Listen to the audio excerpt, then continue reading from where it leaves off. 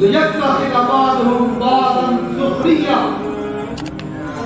فرمایا کہ نحن قسمنا بینہم معیشتہم فی الحیات الدنیا، تمہاری دنیا کی معیشت جو ہے، تمہاری دنیا کی روزی روٹی اور رزق کا جو تقسیم کرنا ہے، اللہ فرماتے ہیں یہ میرے ذمہ ہے۔ نحن، میں اس کا مالک ہوں، میں روزیاں تقسیم کرتا ہوں، میں رزق کے اندر کمی بیشی کرتا ہوں۔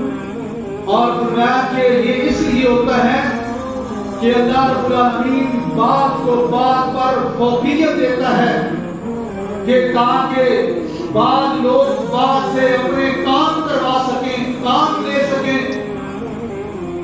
ہر کسی کو ایک جیسا رزق، ایک جیسی دکان، ایک جیسی روٹی اللہ رب العالمین فرماتے ہیں یہ نہیں دے سکتا، یہ اللہ کی تقسیم ہے تاکہ جس کو برتن چاہیے وہ برتن والی دکان پہ جائے، جس کو کپڑے چاہیے وہ کپڑے والی دکان پہ جائے، جس کو جوتے چاہیے وہ جوتے والی دکان پہ جائے۔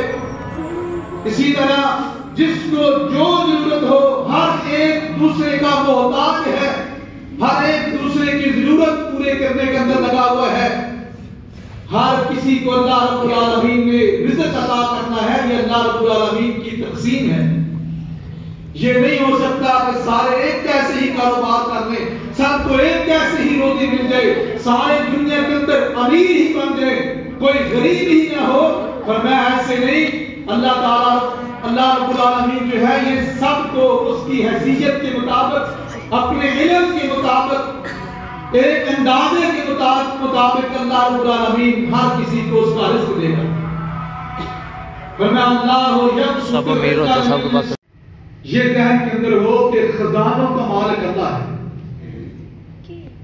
اس زمین کے خزانے ہوں یا آسمان کے خزانے، تمام قسم کے خزانوں کی چابیاں اللہ رب العالمین کے پاس ہیں۔ اللہ رب العالمین فرماتے ہیں وَإِن مِّن شَيْءٍ إِلَّا عِندَنَا خَزَائِنُهُ وَمَا نُنَزِّلُهُ إِلَّا بِقَدَرٍ مَّعْلُومٍ۔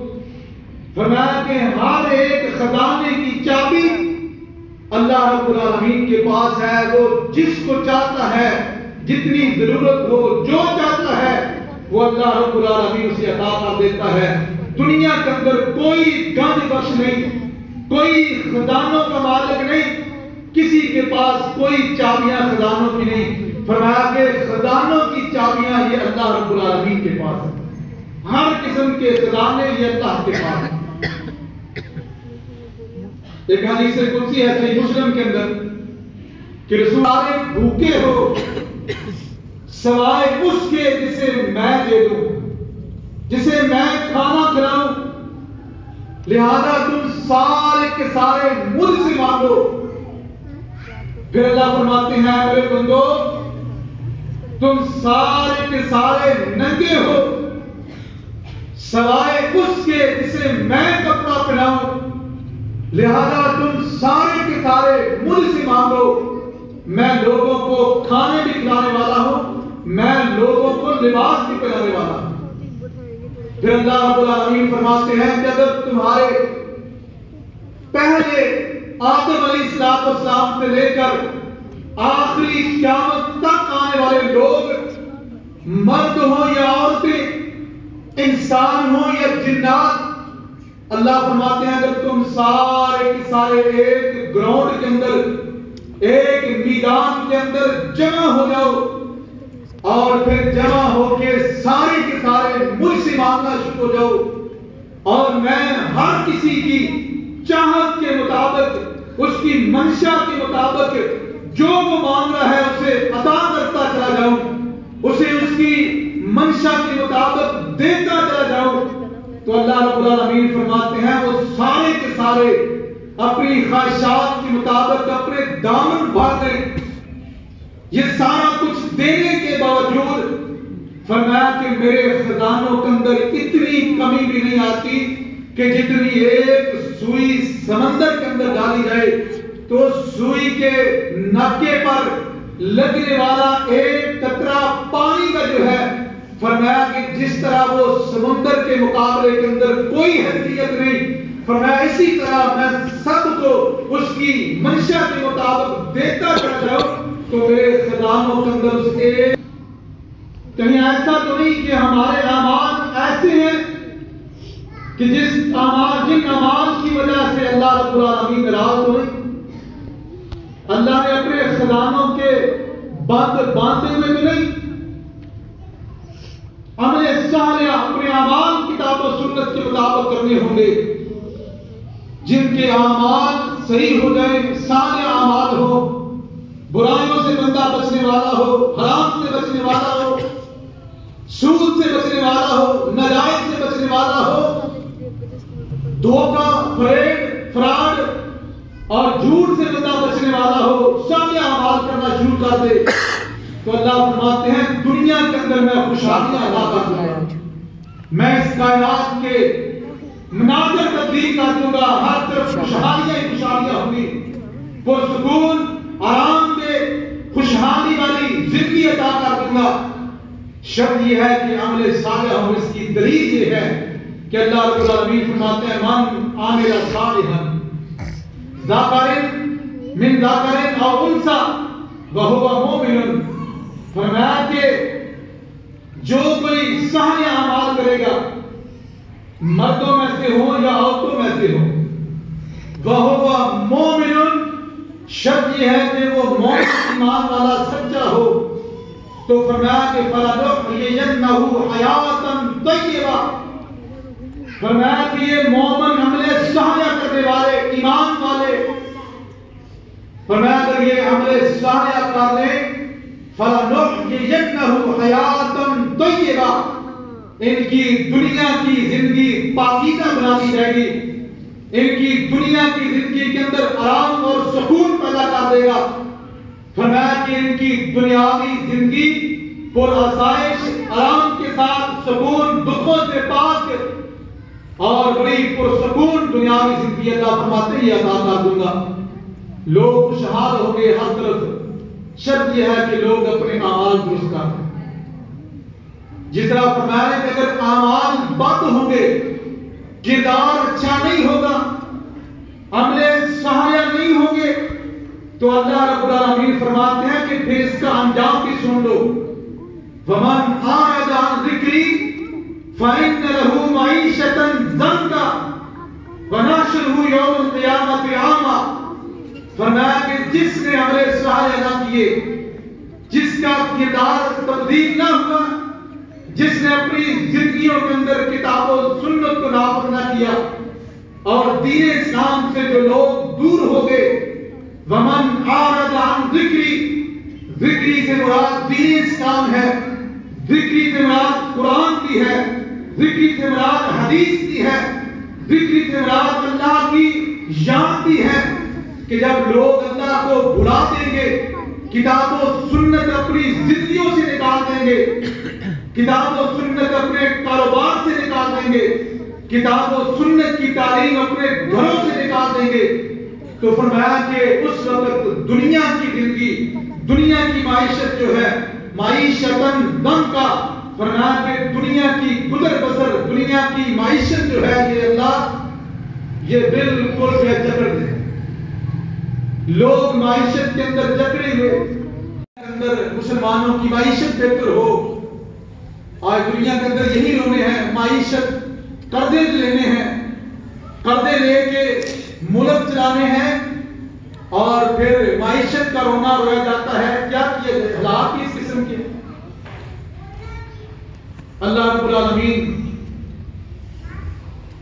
اہل کتاب یہود و نصارہ جو ہیں ان سے اللہ نے یہ فرمایا کہ اگر یہ یہودی اور عیسائی تورات اور انجیل پر عمل کرنا شروع کر دیتے، وَلَوْ أَنَّهُمْ أَقَامُوا التَّوْرَاةَ وَالْإِنجِيلَ وَمَا أُنزِلَ إِلَيْهِمْ مِنْ رَبِّهِمْ.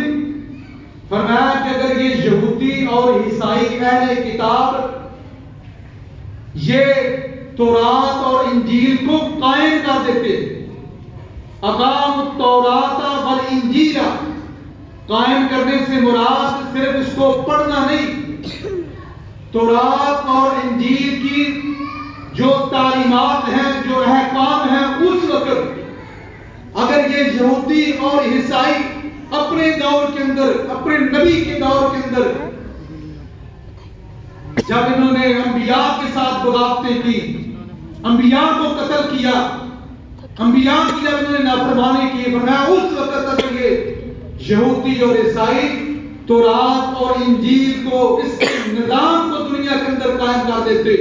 تو اللہ فرماتے ہیں لَأَكَلُوا مِنْ فَوْقِهِمْ وَمِنْ تَحْتِ أَرْجُلِهِمْ، تو یہ اپنے نیچے سے بھی کھاتے ہیں اور اپنے اوپر سے بھی کھاتے ہیں.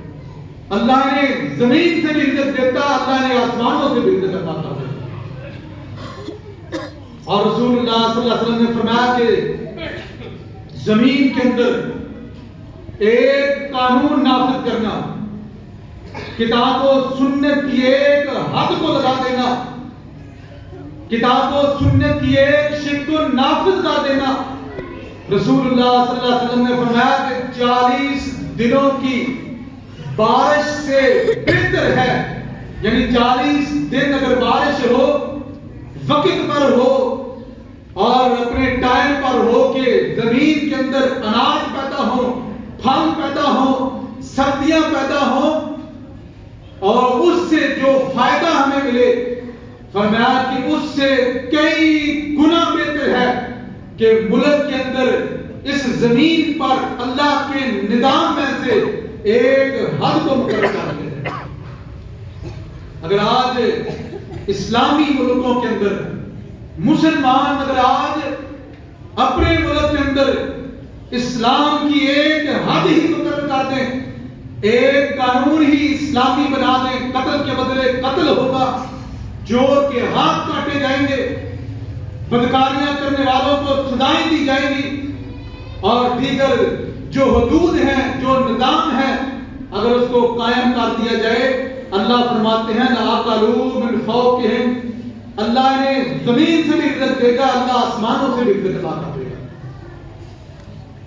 آج کہیں یہ وجہ تو نہیں کہ آج مسلمان ملک ہیں، کتاب و سنت کو ماننے والے، پھر بھی یہود و نصارہ کے قرضوں کے نیچے دبے ہوئے، اور پھر ہر بچہ بچہ ان یہودیوں کا، عیسائیوں کا مطرود ہے. ہمیں کتاب و سنت کی طرف آنا پڑے گا. کتاب و سنت کا نظام دنیا کے اندر قائم کرنے کے اندر خرچ کریں، ہم اس کو اللہ کے راستے کے اندر خرچ کریں. تھوڑا ہے تو تھوڑا اللہ کے راستے کے اندر خرچ کریں، زیادہ ہے تو زیادہ اللہ کے راستے کے اندر خرچ کریں. جس کے پاس جتنی استطاعت ہے وہ اللہ کے راستے کے اندر انفاق فی سبیل اللہ کا کام کرے.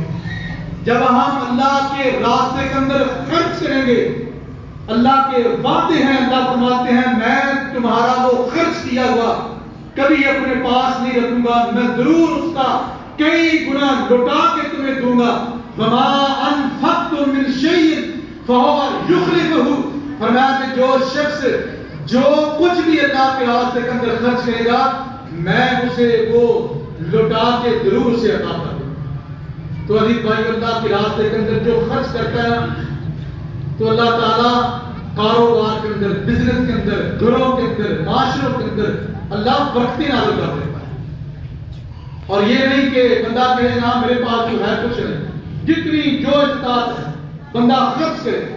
صحابہ کرام کی یہ کیفیت نہیں تھی کہ کوئی بزنس مین ہے تو وہی خرچ کرے گا، کوئی تاجر ہے تو وہ خرچ کرے گا، عام بندہ خرچ نہیں کرے گا. نہیں، صحابہ کرام بیان کرتے ہیں کہ جب اللہ کے نبی صلی اللہ علیہ وسلم ہمیں خرچ کرنے کی ترغیب دیتے تو اگر ہمارے پاس کچھ بھی نہ ہوتا تو ہم میں سے وہ صحابہ جن کے پاس کچھ نہیں ہوتا تھا، وہ صحابہ اکرام منڈیوں کے اندر نکل جاتے، بازاروں کے اندر نکل جاتے اور وہاں جا کے مزدوری کرتے، وہاں جا کے مزدوری کر کے جو کچھ ان کو ملتا اس میں سے وہ اللہ کے راستے کے اندر خرچ کر دیا کرتے. حتیٰ کہ ایک صحابی ہے ابو عقیل رضی اللہ تعالیٰ عنہ، اللہ کے نبی صلی اللہ علیہ وسلم نے جب خرچ کرنے کا اعلان کیا تو ابو عقیل رضی اللہ تعالیٰ عنہ کے پاس کچھ نہیں ہے. رات کے اندھیرے کے اندر نکل گئے اور جا کے یہودی کو کہتے ہیں کہ جناب کوئی بندہ مزدوری کے لیے چاہیے. اس نے کہا جی بالکل ہمیں چاہیے، وہ میرے کھیت ہیں ان کو پانی پلانا ہے، وہ کنواں لگا ہے اس کو چلا کے تمہیں پانی دینا ہے۔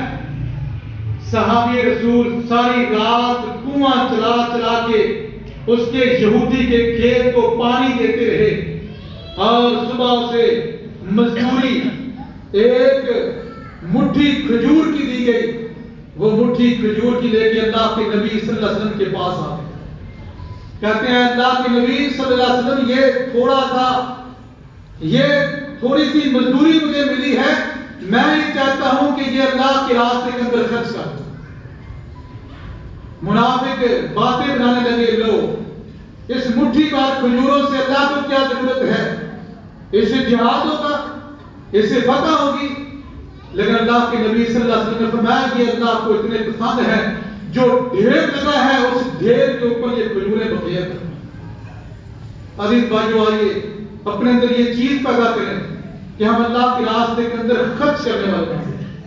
اللہ نے جو جتنا دیا ہے ہمیں اپنی استطاعت کے مطابق ہم اللہ کے راستے کے اندر خرچ کریں۔ جب ہم غرباء پر، مساکین پر، مساجد، مدارس، جہاد فی سبیل اللہ، مظلوم فلسطینیوں کے لیے، کشمیریوں کے لیے، جب ہم ان غرباء کے لیے انشاءاللہ ہم خرچ کریں گے تو اللہ رب العالمین بھی ہمیں اپنے خزانوں سے عزت عطا فرمائے گا۔ اللہ تعالیٰ سے دعا ہے کہ اللہ تعالیٰ مجھے اور آپ کو عمل کرنے کی توفیق عطا فرمائے۔